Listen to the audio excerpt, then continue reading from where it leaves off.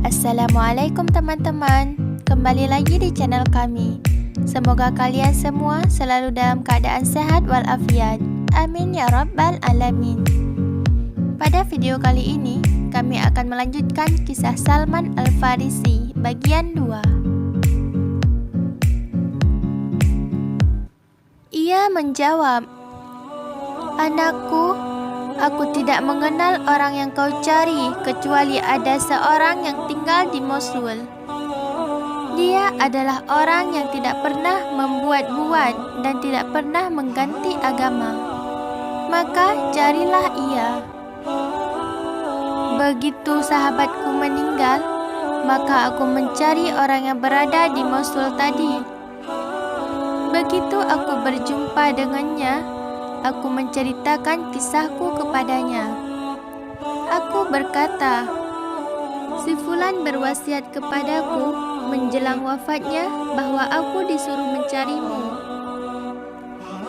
Ia mengatakan bahwa engkau adalah orang yang berpegang teguh dengan kebenaran. Ia menjawab, tinggalkanlah bersamaku. Aku pun tinggal bersamanya dan aku mengenalnya sebagai sosok yang selalu benar. Namun, tidak lama kemudian, ajalnya tiba.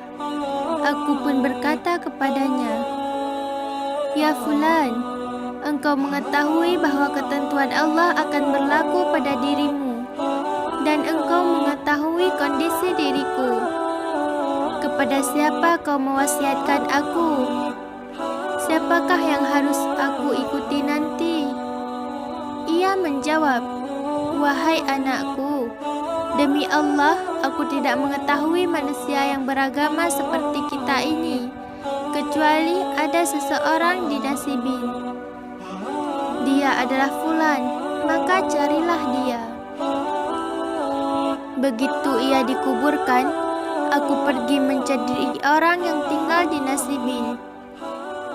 Kepadanya aku ceritakan kisahku dan apa yang diperintahkan sahabatku tadi kepadaku. Kemudian ia berkata, tinggallah bersama kami. Maka aku pun tinggal bersamanya. Dia adalah orang baik seperti kedua sahabatnya tadi. Demi Allah, kematian akhirnya berlaku juga pada dirinya. Begitu ajalnya tiba, aku bertanya kepadanya, engkau tahu bagaimana kondisiku? Kepada siapa engkau hendak mewasiatkan aku? Ia menjawab, hai anakku, demi Allah, aku tidak mengetahui manusia yang beragama seperti kita ini, kecuali ada seseorang di Amuriyah. Dia adalah Fulan, maka carilah dia. Aku pun mencarinya dan aku ceritakan padanya kisahku. Ia pun berkata, tinggallah bersamaku. Aku pun tinggal bersamanya seorang pria yang demi Allah menganut agama yang sama dengan para sahabatnya tadi. Selama aku tinggal bersamanya, aku berhasil memiliki banyak sapi dan kambing. Kemudian ia pun wafat menyusul para sahabatnya. Begitu ajal tiba, aku bertanya kepadanya, engkau tahu kondisiku? Lalu kepada siapa kau mewasiatkan aku? Apa yang ingin aku perbuat? Ia menjawab, anakku, demi Allah, aku tidak mengetahui adanya seseorang yang mesti menganut agama yang kita ikuti. Akan tetapi, sebentar lagi akan muncul di tanah Arab seorang nabi yang diutus dengan membawa agama Ibrahim.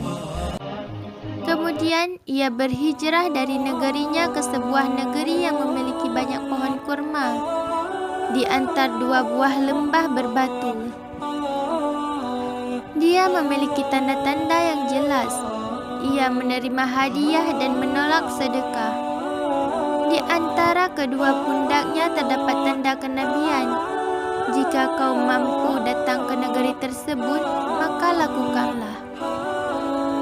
Kemudian ajal menjemputnya. Setelah ia wafat, aku masih tinggal di Arumiyah beberapa lama. hingga sekelompok pedagang Arab dari kabilah Kald datang. Aku katakan kepada mereka, "Jika kau membawaku ke tanah Arab, maka aku akan memberikan semua sapi dan kambingku ini." Mereka menjawab, "Baik, kami akan membawamu." Maka aku berikan semua hewan ternakku kepada mereka, dan mereka membawaku hingga kami tiba di Wadi Al-Qura. Sesampai di sana, mereka mengkhianatiku dan menjualku kepada seorang Yahudi, maka aku pun menjadi pembantunya. Tidak lama kemudian, ada sepupu majikanku dari Bani Quraidah yang mengunjunginya, dan ia pun membeliku darinya. Ia membawaku ke Yasrib, dan aku melihat di sana pepohonan kurma seperti yang diceritakan oleh sahabatku di Arumia. Aku tersadar bahwa ini adalah Madinah yang ia gambarkan itu. Lalu aku pun tinggal di sana bersamanya. Saat itu, Nabi SAW sedang berdakwah kepada kaumnya di Mekah. Akan tetapi, aku tidak pernah mengetahui kabar beliau karena aku sibuk dengan tugasku sebagai seorang budak. Sesudah lama berselang, maka Nabi SAW berhijrah ke Yasrib.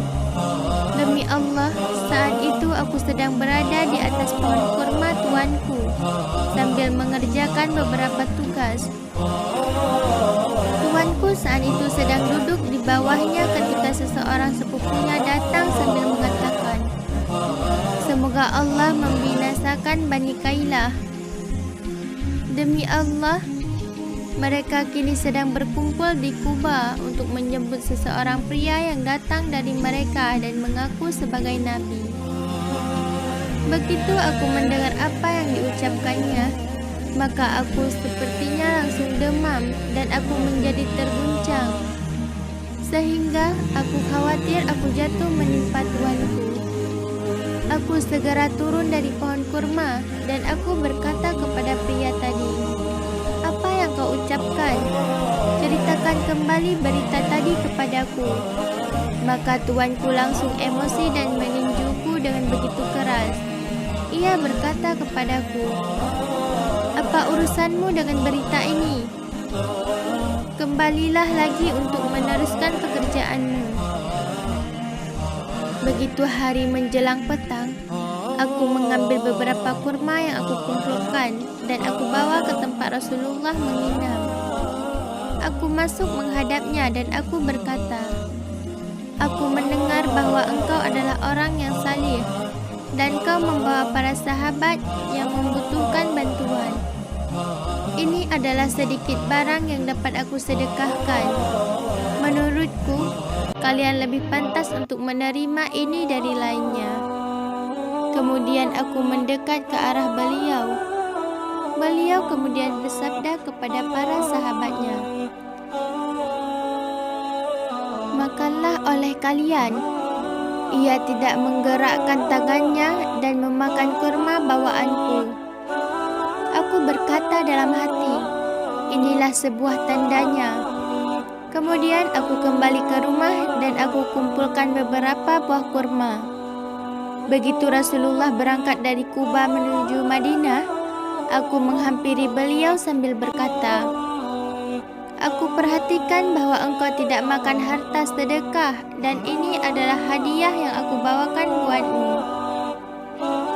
Kemudian beliau memakannya dan menyuruh para sahabatnya untuk memakan bersama beliau. Kemudian aku berkata dalam diri, "Inilah tanda yang kedua." Lalu aku mendatangi Rasulullah yang saat itu sedang berada di Baqi untuk menguburkan para sahabatnya. Aku dapati beliau sedang duduk dengan memakai 2 buah kain kasar. Aku memberikan salam kepadanya.